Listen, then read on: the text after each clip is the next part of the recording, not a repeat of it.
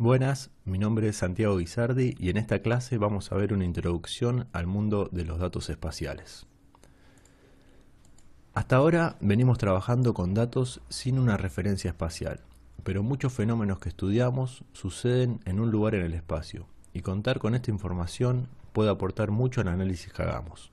Los datos espaciales o datos georreferenciados son los que incluyen esta información, es decir, su ubicación, entre sus atributos. Entonces podemos pensar que estos datos tienen tres componentes. La ubicación es dónde ocurre, que generalmente está definida por coordenadas como latitud y longitud. Los atributos, que es la información que describe qué pasó en ese lugar, por ejemplo, la población de una ciudad, la altitud de un punto, la temperatura de una zona. Y tercero, las relaciones espaciales. Estas nos permiten analizar cómo interactúan los objetos en el espacio.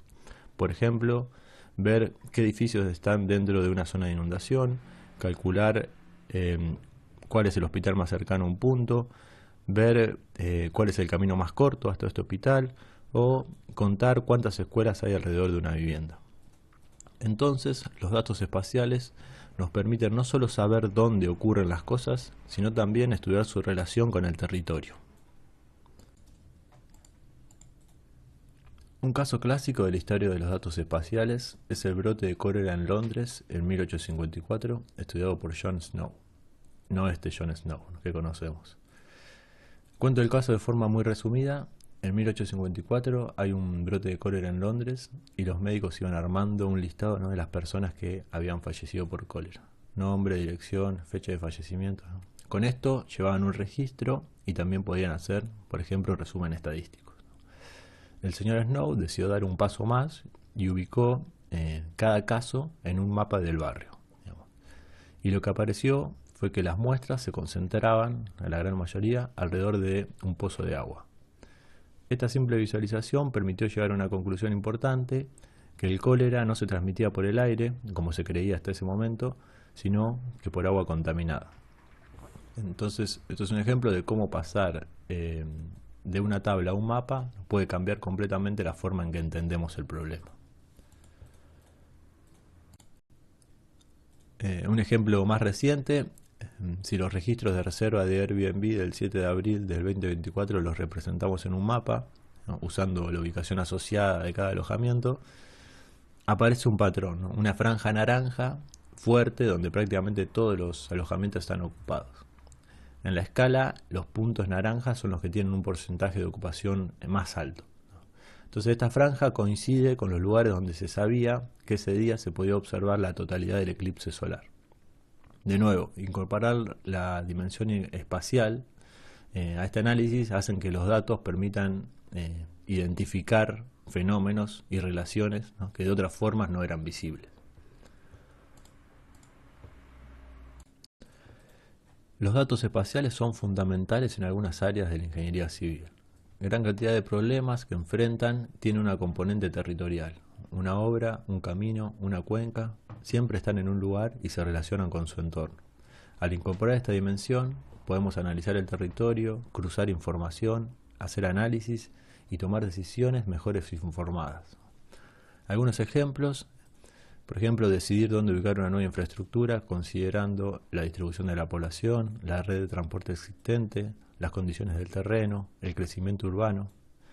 Otro ejemplo es definir zonas de acopio de materiales, ¿no?, considerando la cercanía a la obra, la accesibilidad a la zona, el riesgo de inundación de la zona. Optimizar rutas de provisión, evaluar impactos en el entorno a la obra. En la gestión de riesgos, se usan modelos digitales del terreno para, por ejemplo, identificar zonas bajas, imágenes satelitales para analizar inundaciones históricas, y también estos datos espaciales nos sirven para armar modelos y para simular escenarios de riesgo. En todos estos casos, los datos espaciales nos permiten generar información concreta para la acción. Vamos a ver algunos ejemplos más concretos. Los datos de lluvia se registran diariamente en distintas estaciones meteorológicas. Entonces supongamos que tenemos varias estaciones en la ciudad y con esta tabla podemos calcular, por ejemplo, promedios, comparar valores o graficar serie de tiempo, cosas que vimos en la clase pasada, ¿no? Pero ¿qué pasa en los lugares donde no hay estaciones, ¿no? ¿Cómo podemos estimar cuánto llovió? Entonces, si a estos datos le agregamos la localización y lo llevamos a un mapa, lo que podemos hacer es interpolar los valores entre estaciones, ¿no? Así generamos nueva información que nos permite estimar, ¿no?, cuánta lluvia cayó en zonas donde no tenemos registros. Además, aparece un patrón espacial, ¿no? La tormenta no afecta de manera uniforme a la ciudad, sino que se concentró en una parte de la ciudad. Esto no solo ayuda a entender mejor el fenómeno, sino que también es fundamental porque muchos modelos requieren este tipo de información, ¿no? Tipo de información grillada, le vamos a decir ahora. Si además de la localización sumamos la dimensión temporal, el análisis se vuelve mucho más potente. Por ejemplo, con herramientas como esta, como Windy, podemos ver animaciones que muestran cómo un evento de lluvia se desplaza en el espacio y en el tiempo, ¿no? Este tipo de visualizaciones dinámicas nos ayudan mejor a entender estos fenómenos y también ayudan mucho a la comunicación de la información, ¿no? La información se comunica de manera mucho más clara y esto ayuda a la toma de decisiones.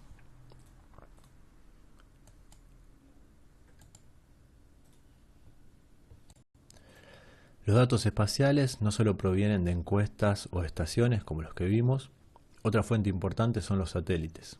Desde hace varios años disponemos de imágenes satelitales, lo que ha permitido construir un registro continuo. Este registro nos permite estudiar cómo ha cambiado el territorio a lo largo del tiempo. Para este ejemplo, armé un video desde Google Earth Engine. Un caso muy claro es el avance de la frontera agrícola, en este caso en el oeste de Paraguay. Si comparamos imágenes satelitales de distintos años, vemos cómo grandes áreas de bosque fueron reemplazadas por tierras agrícolas. Con herramientas de teledetección podemos usar estas imágenes para calcular índices y armar modelos de clasificación para luego cuantificar, por ejemplo, los distintos usos del suelo de cada año, dato que también es un insumo de otros modelos. La información satelital, al combinar la resolución espacial y temporal, nos permite monitorear fenómenos ambientales a gran escala y a lo largo del tiempo también, ¿no? Algo imposible de lograr solo con datos de campo. Entonces, entender estos procesos nos permite luego planificar. En este caso particular, podrían ser políticas de conservación o de gestión ambiental.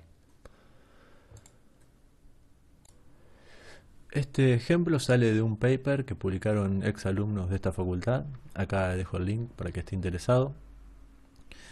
Los ingenieros utilizan modelos hidrodinámicos para simular los efectos de lluvias intensas en ciudades. Estos modelos usan información de lluvia, de la topografía del lugar, de la infraestructura, pero generalmente faltan datos para poder calibrar y validar estos modelos. Los modelos numéricos simulan dónde y cuándo se acumula el agua en una ciudad, ¿no?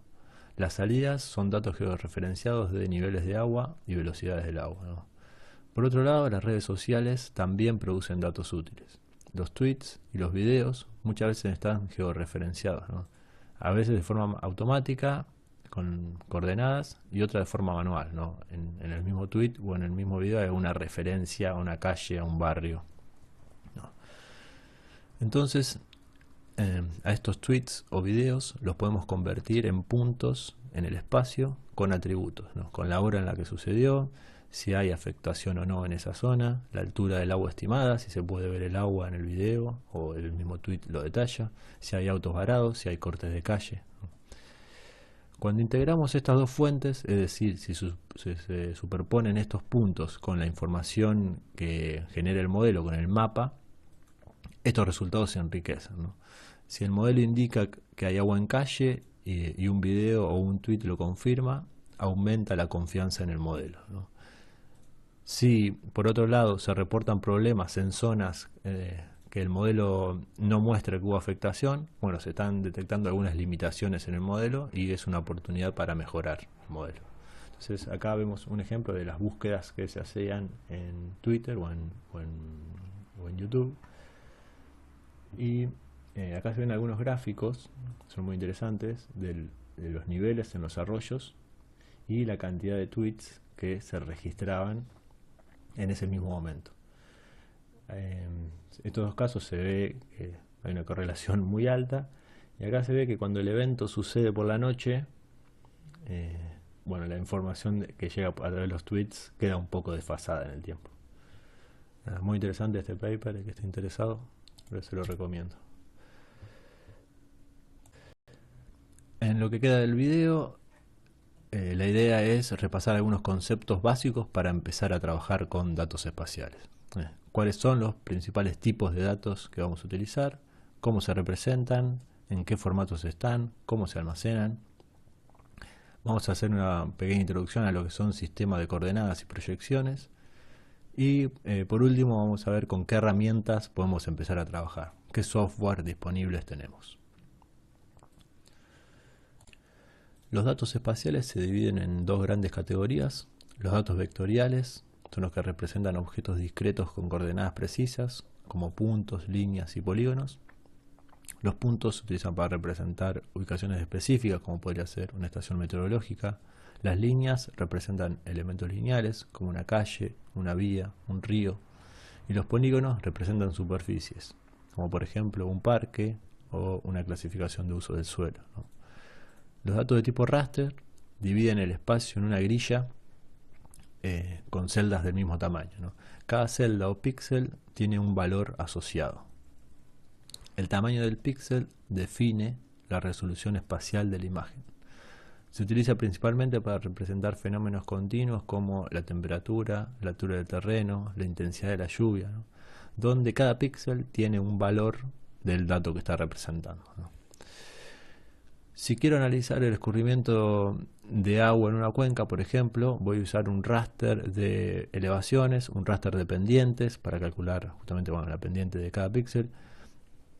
Y, por ejemplo, puedo usar una capa vectorial con el curso, con el río que estoy estudiando, o una capa vectorial con los límites de la cuenca para luego poder recortar los datos de tipo raster al dominio de mi cuenca, ¿no?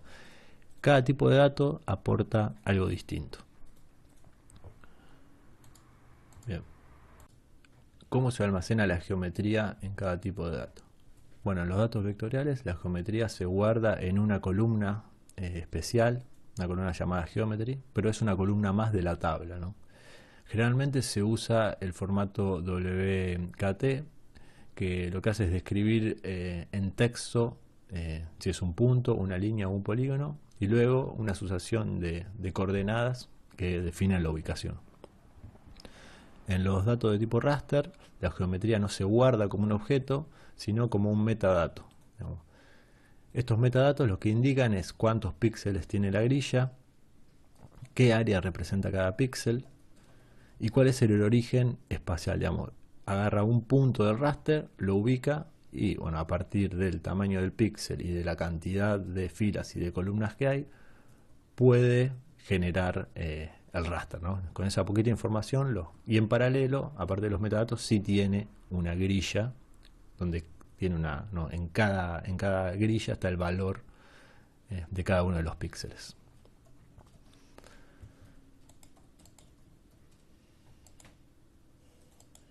Para cada tipo de dato existen distintos formatos.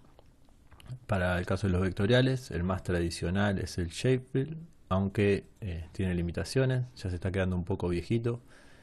Para la web se usa mucho el GeoJSON y el más moderno es GeoPackage, que este permite almacenar varias capas en un solo archivo. En cuanto a los datos raster, los formatos más comunes son GeoTIFF o TIFF también, que se usa para imágenes satelitales o modelos digitales de elevación. Luego el NetCDF lo usan más que nada para datos climáticos, ya que lo que hace agrega la componente temporal. Y el ASCII también es más viejito, y este lo que tiene bueno que lo guarda como texto plano, digamos, como un TXT. Entonces uno puede acceder a ver los datos. Alguna de las diferencias, ¿no? Si uno compara, si bien se usa para cosas distintas, comparar los dos tipos de formato, bueno, los datos vectoriales tienen mayor precisión, ¿no? La precisión del raster queda asociada al tamaño del píxel. Con el vector uno puede ir hasta al milímetro. Bueno, los vectoriales, como dijimos, se utilizan para objetos discretos, mientras que los raster representan fenómenos continuos. El tamaño, bueno, suele ser más liviano el archivo vectorial, pero bueno, depende de la cantidad de elementos, del tamaño del raster, del tamaño del píxel que tiene el raster. Algunas de las operaciones comunes en vector sirve para medir distancias, calcular intersecciones, para todo lo que es análisis de redes se utilizan archivos vectoriales. Los archivos raster se utilizan más que nada para análisis de superficie, para la superposición, también lo que se conoce como álgebra de mapas. Bueno, se usan los archivos de tipo raster. Bien.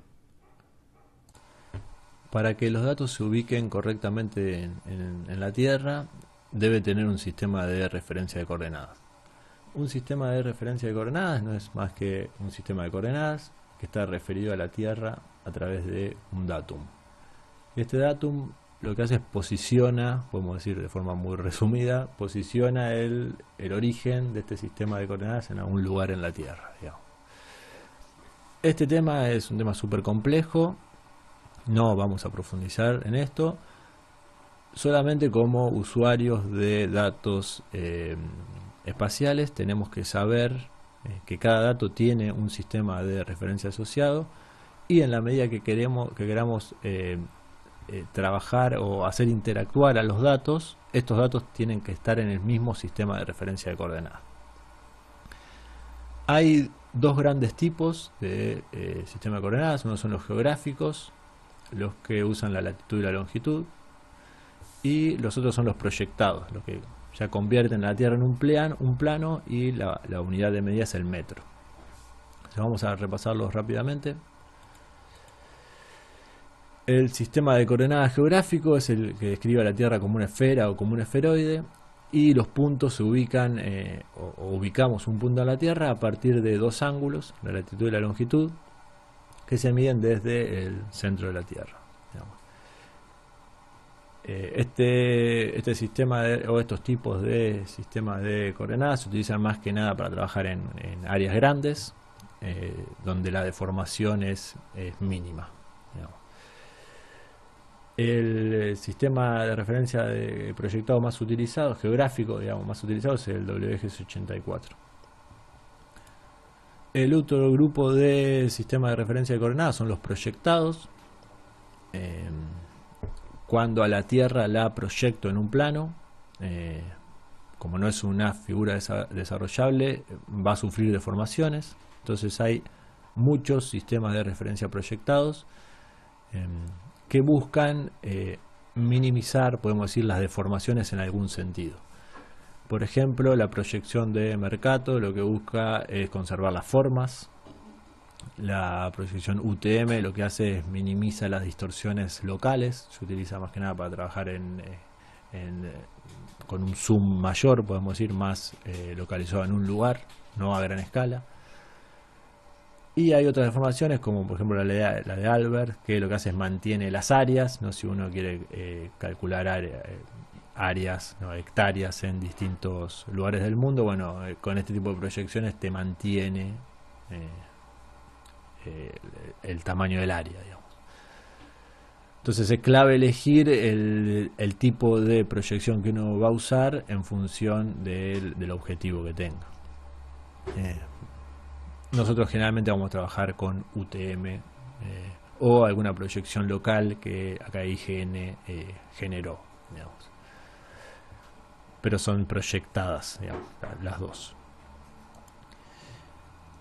Un error común cuando uno arranca a trabajar con datos espaciales es trabajar con datos en distintos sistemas de coordenadas.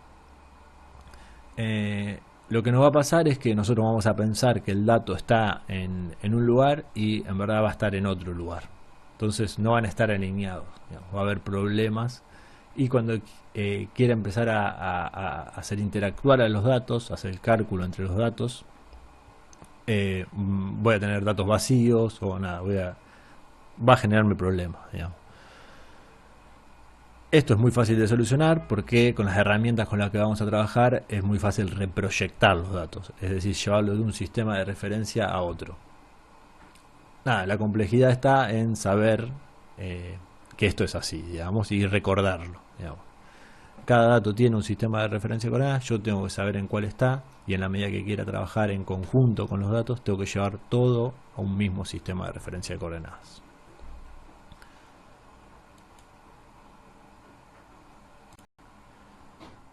Bueno, ¿cómo trabajamos con estos datos espaciales? Bueno, hay un montón de herramientas GIS.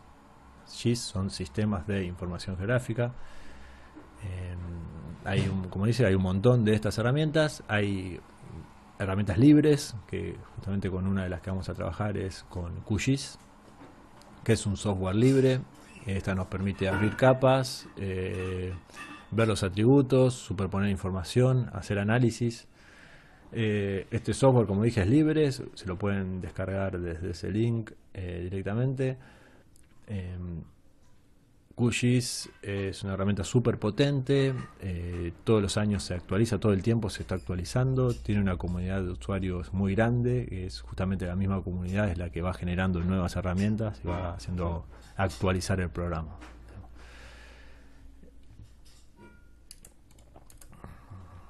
Otra forma de trabajar con datos espaciales es directamente con Python. Python tiene varias librerías para el manejo de datos espaciales. Una es como el hermano de Pandas, o la versión de Pandas para trabajar con datos espaciales, se llama GeoPandas.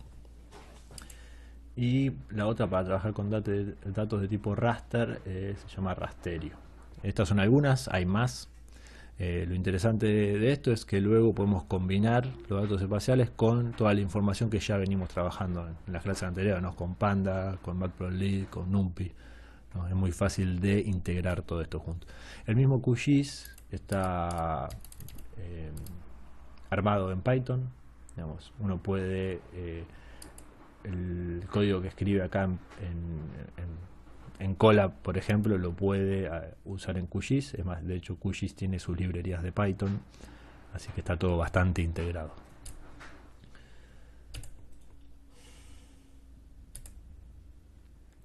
Bien, acá dejo un libro que es también libre, se va actualizando, es la última vez, capaz que se volvió a actualizar, pero hasta el año pasado estaba actualizado. Esto es un software, es más que nada para el uso de QGIS.